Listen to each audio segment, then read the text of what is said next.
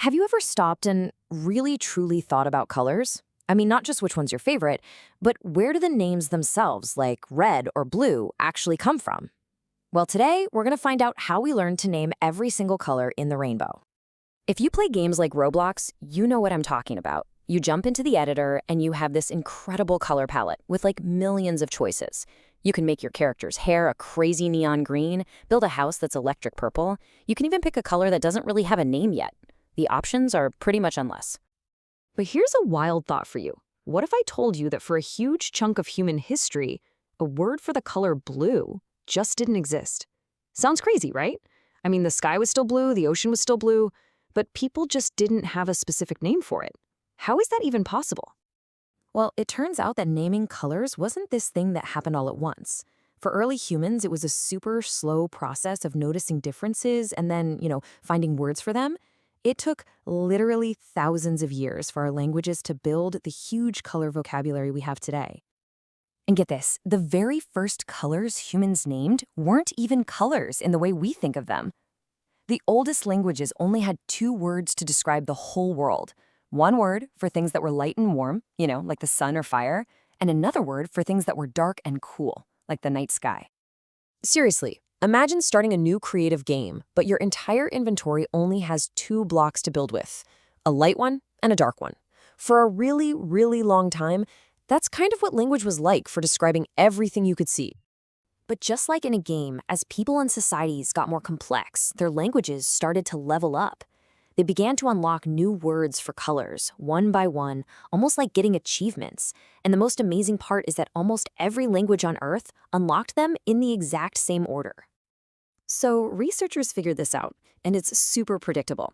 After you get words for light and dark, the very first true color to get a name is always red. The color of blood, danger, important stuff. Then, much later, words for green and yellow pop up. And only after all of that does a word for blue finally appear. Colors like brown, orange, and purple, they're the last ones to join the party. So linguists, those are the people who study language, they have a special name for these super important words. They call them basic color terms. Just think of them as the main, most essential color words that pretty much everyone in a language knows and agrees on. They're the real building blocks. And for a word to count as basic, there are a few simple rules. First, it's got to be a single word. So red is a basic term, but light red isn't. Second, it has to be a common word everyone uses. So blue is basic, but a super fancy word like cerulean? Nope, not basic. And finally, almost everyone has to agree on what that color actually is. Okay, so how many of these basic color terms do we have in English? Any guesses? Well, according to the experts, there are exactly 11.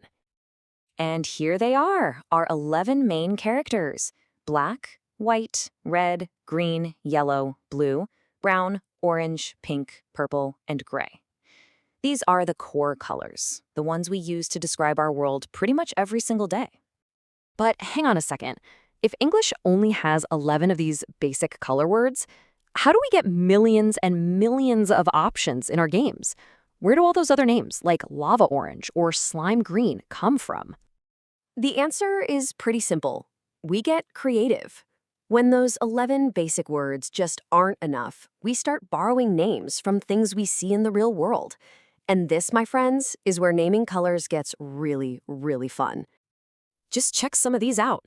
Salmon isn't just a fish, it's that very specific pinkish-orange color. Crayola is famous for this stuff, with names like Banana Mania or Atomic Tangerine. These names are awesome because they instantly make you picture a real object and you know exactly what shade they mean. So we really have two main ways of naming colors.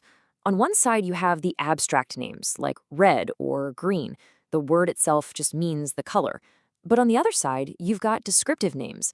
The word orange was originally just for the fruit. It was only later that it became the name of the color. Same thing for rose and lilac. And in the digital world of games, programmers have their own systems too. They tell the computer exactly what color to show by combining the basic colors with words like light, dark, or strong to create every single shade you could possibly imagine. So the crucial point is this: our words for color aren't just random labels. They actually tell a story about our own history. They show how we humans slowly learn to pay more and more attention to the world around us, from just telling the difference between night and day to finally noticing the exact color of a tiny flower. Which brings me to a final question for you. Think about your favorite game. Maybe it's Roblox, maybe it's something else.